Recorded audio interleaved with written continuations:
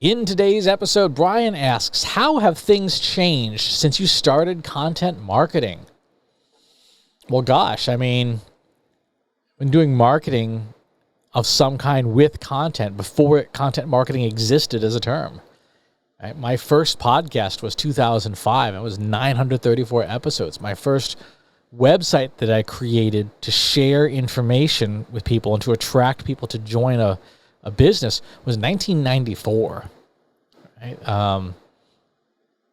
So things have changed a lot since 1994, right? Things have changed a lot in almost 30 years of marketing. And it's easier, I think, to focus on what hasn't changed, right? What are the things that have not changed about content marketing? People want to be educated. People want to be entertained. People want to be engaged. And people want things that are faster, cheaper, and better, right? People want better service than ever. They want faster service than ever. And they want to pay less and less for it. And so we've seen content marketing and all marketing evolve along those lines, right? Amazon.com, when you think about it, really is just a giant content marketing site, right? You don't actually get anything from the Amazon website, right? It's just a big, big, big pile of content that you use to then buy stuff from the Amazon logistics company, and somebody drops it off and flings it at your door. But the mechanism for that sale is content. It's the products, the images, it's the reviews, the stars, the ratings, whether it's a Prime item or not, and then the purchasing system, trying to make purchasing as seamless as possible. And Amazon's relentless focus is on reducing friction in the purchase process. How can we make it so easy to buy something that you might just buy things accidentally, right? You have one of these smart assistants on your desk, and by accident, you yell out something in the air and it says, sure, I'll buy that for you. What things are you doing in your content marketing that align with those trends, right?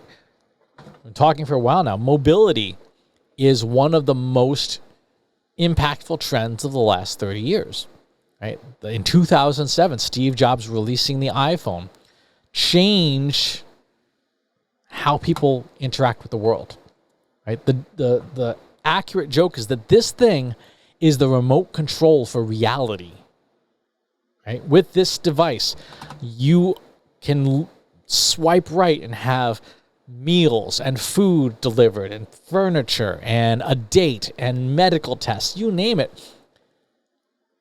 That's what consumers expect. So how does your content marketing fit into that? Is your content marketing so easy to consume that someone could accidentally just summon it? Or does someone have to go hunt it down?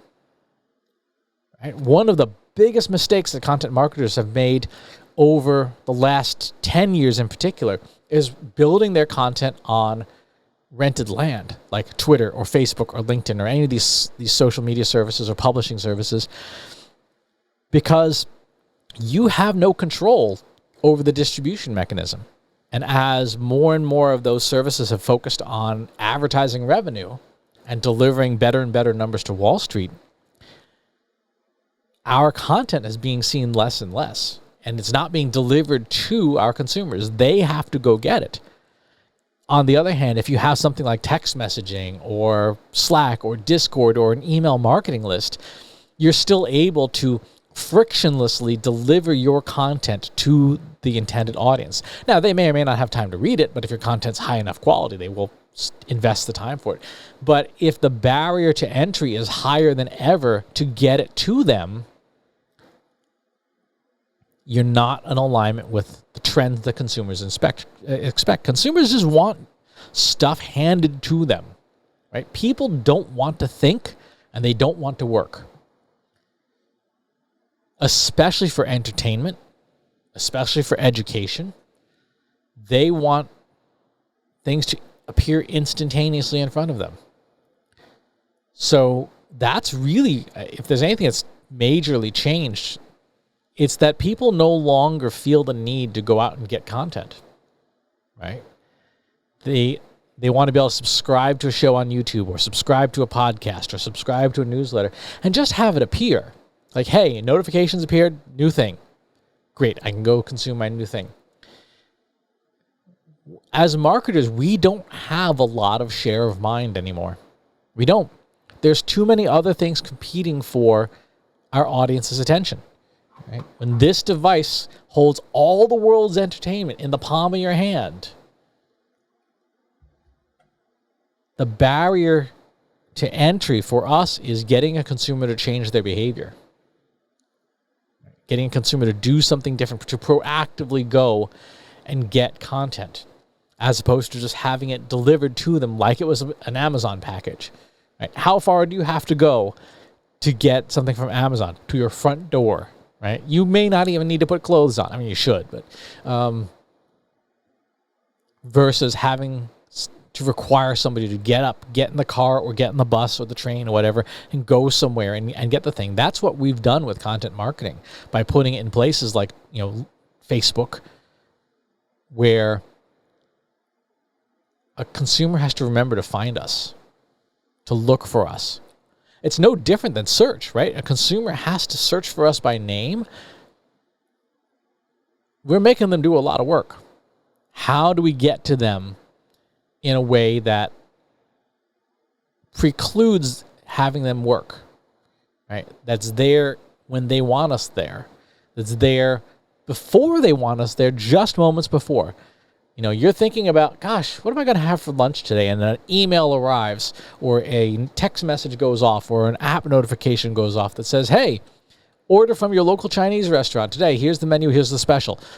And it's timed using AI and predictive analytics and all sorts of cool data so that the moment you're thinking about it, okay, and look, here's an option. And I don't have to think like, that sounds good. I'll do that instead. Right? That's how you win. Disney is the master of that. When you go to some place like the Magic Kingdom and you take the operations tour, which is really cool, and you see the magic behind the scenes, like when and how audio is played and how it follows you through the park and how those magic bracelets work and how even the aromas that are put into the air are calculated to encourage sales of meals and foods. Some people will call it manipulation. It probably is. But I would say that is content being delivered to the consumer, matched with their expectations exactly when the consumer wants it. Right? That's the bar we all have to meet. So ask yourself, how well is your content distribution aligned to what the consumer expects? Is it mobile first?